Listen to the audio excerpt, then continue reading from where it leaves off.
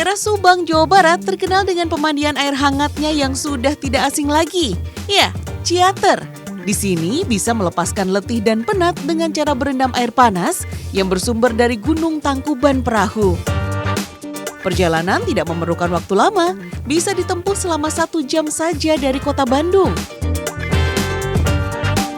Begitu masuk ke dalam kolam, dijamin betah berlama-lama deh. Tapi sebaiknya berendam air hangat hanya dilakukan sekitar 20 menit saja ya. Berendam air hangat bisa dijadikan terapi untuk mengatasi nyeri radang persendian. Selain itu, air hangat juga bisa melebarkan pembuluh darah sehingga bisa melancarkan sirkulasi darah. Suhu air hangat harus dijaga di kisaran 33 derajat Celcius. Gak hanya wisata alamnya yang menarik, ini dia salah satu masakan khas dari Subang, yaitu sayur tutut dan gejos jengkol. Kondisi alam Subang yang mempunyai banyak persawahan menjadikan tutut mudah berkembang biak. Gak heran, keong sawah kecil ini sangat mudah ditemui di Subang. Siapkan bumbu rempah-rempahnya, lalu ditumis, tunggu sampai mendidih, baru masukkan tututnya. Rebus selama 15 menit sampai matang. Nah, ini dia tutut yang sudah jadi. Cara memakannya langsung saja disedot dari cangkangnya seperti ini. Selain kandungan gizinya yang tinggi, tutut juga mampu menurunkan kadar kolesterol hingga menjadi antiseptik penyembuh luka.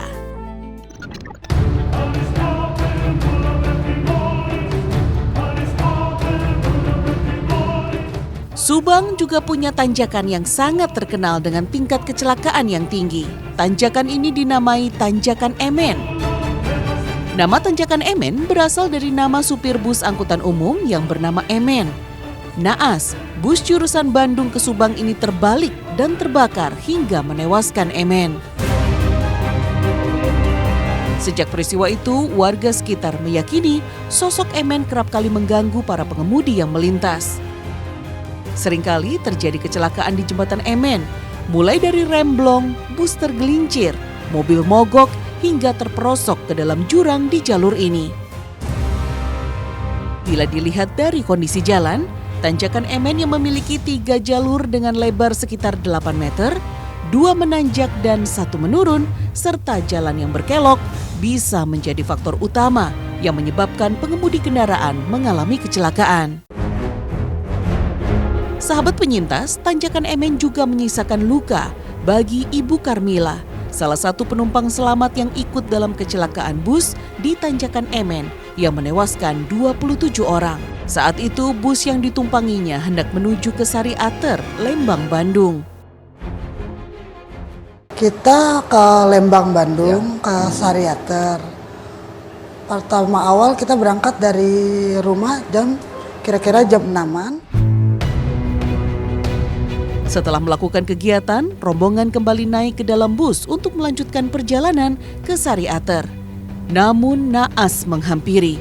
Bus yang ditumpangi mulai oleng ketika memasuki Tanjakan Emen. Kebetulan waktu itu saya sempat WA suami. Itu udah terbersit di pikiran saya, kok tiba-tiba saya kangen sama suami dan anak-anak. Itu saya sempat WA suami, saya bilang, "Pah, mama kangen." Kondisi kendaraan bus ketika berangkat sudah dirasa penumpang kurang nyaman. Selain berjalan lebih lambat, para penumpang juga merasakan oleng ketika berjalan. Dari Ciputat itu memang saya bilang gini, kok mobil jalannya lambat ya? Nggak seperti biasanya mobil-mobil lain. Setelah dia nabrak motor, oleng, mobil otomatis kan oleng tuh mobil. Nabrak rambu lalu lintas. Akibat menabrak rambu lalu lintas, kaca bus di sebelah kiri pecah, menyebabkan penumpang banyak yang terlempar keluar hingga terhimpit bus yang terbalik. Bahkan rekan satu kursi Ibu Karmila tewas seketika di tempat kejadian karena tertindih bodi bus. Teman saya yang paling pinggir itu naas, meninggal. Kalau saya 100% waktu itu ingat saat tergelincirnya mobil, saya cuma bilang, astagfirullahaladzim, saya harus hidup, saya harus kuat.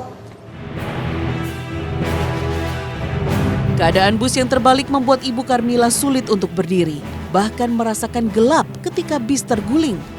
Hingga ada yang memecahkan kaca bus di bagian depan. Barulah Ibu Karmila bisa merangkak keluar dari bus. Tapi pas saya kembali lagi, saya berdiri setengah diri, ada orang yang lagi mukul kaca paling depan. Entah itu sopir, entah itu kenek, entah itu IO. Dipukul kaca, ada yang keluar, saya lihat, ya Allah, gue masih hidup. Namun mukjizat berkata lain. Setelah bus terguling, ia hanya mengalami luka memar di bagian bahu dan tidak mengalami luka yang membahayakan. Enggak sama sekali. Sama sekali? Enggak ada. Cuman memar di sini karena hantaman. Ya. Kondisi bus yang kurang perawatan menjadi penyebab terjadinya kecelakaan. Diduga bus sudah mengalami kebocoran pada karet rem. Namun sopir memperbaiki dengan memotong kabel yang bocor dan mengakali dengan memasang baut pada kabel yang bocor itu. Sehingga ketika berjalan di jalanan datar, bus tidak mengalami masalah. Tapi saat kondisi jalanan turunan dan tanjakan akan mengalami oleng ketika berjalan. Sedih dan pilu dirasakan Dodi dan Sally. Kehilangan orang tua yang mereka kasihi menjadi kesedihan yang sangat mendalam bagi mereka. Kedua orang tua mereka ikut menjadi korban meninggal pada kejadian naas itu. Untuk informasi sedikit, Sally ini adalah anak dari mendiang Ibu Liliana, betul? Iya, betul. Dan Dodi adalah anak dari mendiang Ibu Teti. Iya. Oke. Dodi dan Sally mendapatkan kabar rombongan bus nomor 1 yang ditumpangi kedua orang tua mereka mengalami kecelakaan. Nah, langsung ada yang bilang bahwa bis mama ada yang kecelakaan. Nah, itu kabar dari bis 2.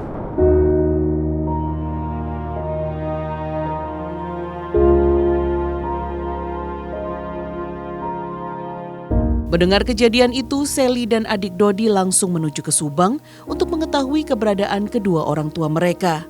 Hampir 3 jam, Sally baru bisa menjumpai ibunya yang sudah meninggal dunia. Iya, sempet saya nunggu lama juga, nunggu kabar mama saya.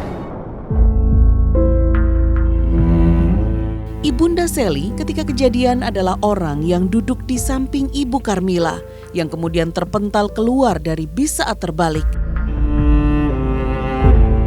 Kenal, Ini mamanya kebetulan duduk sama saya. duduk sama dia.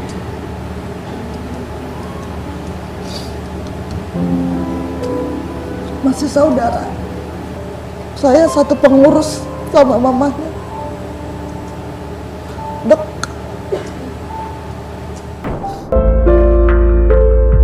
Kesempatan kedua masih diberikan bagi korban yang selamat dari kecelakaan. Ibu Karmila sangat bersyukur dapat menjalani kehidupan kembali dan bertemu bersama keluarga.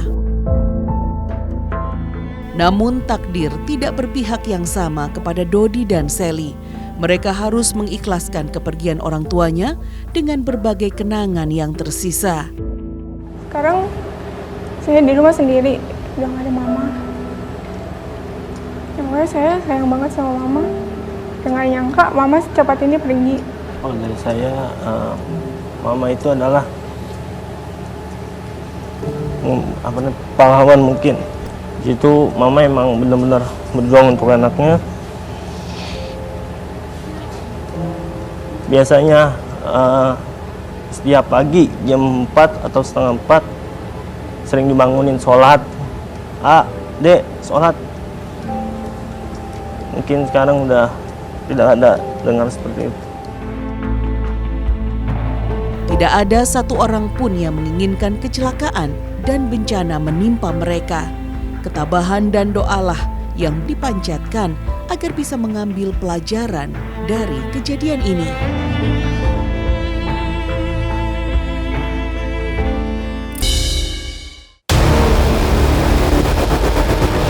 Pengalaman hampir mendekati maut juga dialami seorang artis sinetron.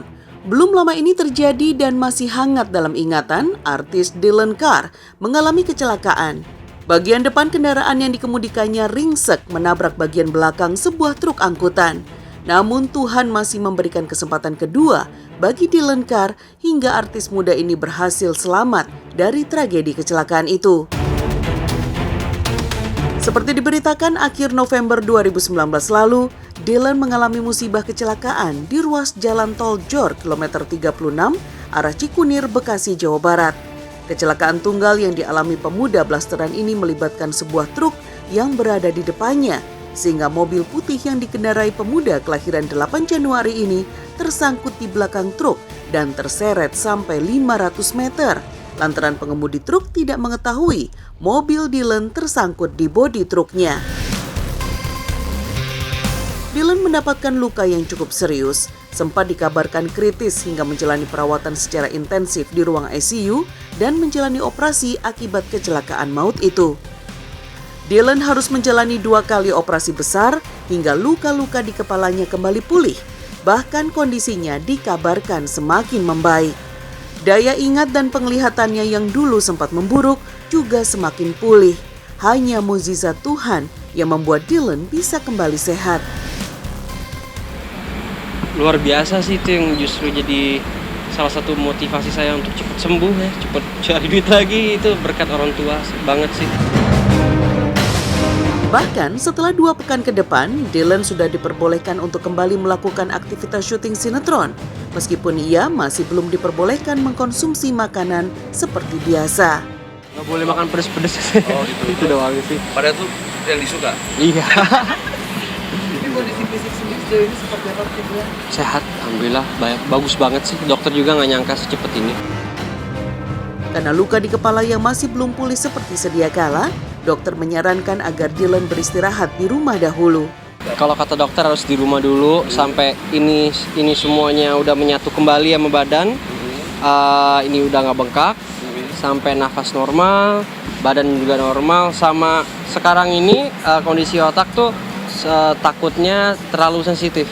Itu doang udah. Setelah menjalani perawatan selama 2 minggu, pesinetron ini harus membatasi kegiatannya. Jika kembali syuting pun tidak diperbolehkan melakukan adegan olahraga seperti berenang. Untuk harapan ke depan ya semoga cepat pulih. Semenjak kecelakaan yang hampir merenggut nyawanya, pemuda kelahiran Belitung berusia 25 tahun ini selalu membawa hair dryer kemanapun ia pergi. Ini disebabkan kondisi kepalanya yang tidak boleh berkeringat. Seperti diketahui, tempurung kepala yang luka saat dioperasi dipasang kembali dengan 40 perekat. Kini, Dylan setiap 6 bulan sekali harus memeriksakan kondisinya ke rumah sakit. Bus merupakan salah satu angkutan transportasi darat yang menjadi pilihan saat berwisata. Jenis angkutan ini dapat membawa penumpang dengan kapasitas yang besar, serta mempunyai pelayanan yang beragam untuk memanjakan penumpangnya, dari kelas reguler, eksekutif, hingga yang premium. Bagi para pecinta angkutan bus pariwisata, saat ini banyak tersedia bus pariwisata dengan fasilitas modern, seperti fasilitas toilet, TV, karaoke, dapur, hingga jaringan internet dan wifi. Gimana nih sahabat penyintas? Mau nggak cobain jalan-jalan pakai bus pariwisata yang bernuansa hotel bintang 5? Untuk yang suka traveling bersama keluarga, bisa juga loh memesan bus pariwisata agar tetap terjaga kenyamanan dan keamanannya. Nah, sebelum pergi jalan-jalan bersama keluarga, untuk menghindari hal yang tidak diinginkan, ada baiknya konsumen bus pariwisata menanyakan kesiapan armada bus yang akan digunakan. Ini dia tips bagi konsumen yang akan menggunakan bus pariwisata. Konsumen berhak menanyakan perawatan kendaraan bus, mulai dari perawatan mesin, kondisi ban, rem, ketersediaan ban cadangan, hingga tekanan angin pada ban. Misi Pak, Ya, mari. kita mau nanya nih Pak, ini kita kan kemarin udah searching nih tentang bis pariwisata. Iya. Kita kayaknya dapat rekomendasi untuk lihat ini, bis ini nih. Ini kira-kira gimana nih Pak? Bagus nggak ya bis ini ya? Aman nggak untuk keluar kota gitu? Kita setiap harinya selalu melakukan pengecekan unit ya. Oh gitu. Dan di sini juga kan ada mekaniknya. Selain mekanik pun kru berwajib untuk mengecek kesiapan unitnya tersendiri. Oh gitu. Jadi Berarti pengecekan itu teratur ya Pak? iya, jadi teratur. Jadi selain mekanik yang mengecek pun, yang membawa pun harus mengecek juga gitu. Jadi mesin aman, yang drivernya juga aman gitu ya? Betul, siap. Nah, berarti semenjak COVID kayak gini untuk kapasitas bisnya itu jadi berapa tuh Pak? Maksimal sekarang 50%. Oh, 50% dari Iya, kapasitas dari seatnya kapasitas ya? yang ada, betul. Untuk seatnya itu tersendiri, itu nanti gimana tuh? Dipisah-pisah atau? Nanti biasanya di... Ada jarak gitu ya? Jarak, ya. Oh iya, oke deh. Kalau gitu ini Pak, untuk keluar kota nih, armada yang udah aman yang mana nih kira-kira? Yang di depan kita Oh, ini. pas banget yang ini Iya, ya? betul. Oh, kalau gitu boleh nggak kalau kita lihat-lihat Oke, dulu nih? silakan. Oh ya, kita lihat ya Pak. Mari. Yang harus diingat, untuk kenyamanan di dalam bus, selalu perhatikan mulai dari tempat duduk, sabuk pengaman, dan P3K yang harus tersedia dan lengkap isinya, agar terjaga keamanan saat di perjalanan jauh. Nah, jadi fasilitas yang ada di dalam bis ini nih apa aja nih Pak? Oh iya, yang pertama itu kita menyediakan P3K.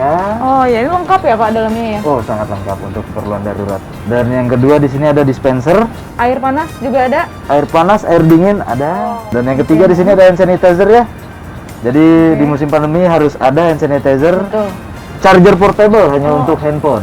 WiFi, CCTV, dan sandaran kaki di kursi. Dan di Oke. belakang sana ada smoking room dan Oh, ada toilet. smoking roomnya juga. Tapi biasanya toilet hanya untuk dipergunakan buang air kecil ya. Nggak boleh mandi ya? Buang air besar nanti bisa di rest area, tinggal Oh, iya. kabarin ke saya aja. Lalu di sini setiap selesai jalan, mekanik melakukan pengecekan. Pengecekan ya? Sebelum jalan, driver dan kondektur pun selalu melakukan pengecekan unit yang akan dibawanya. Oh gitu. Jadi biasanya kita kalau untuk keluar kota ya, kru ini selalu direpit, Nah, oke. antigen dan lain-lain, Minum vitamin gitu harus diwajibkan gitu ya? diwajibkan ya. Oke, biar fit terus gitu ya Pak? Oh betul itu.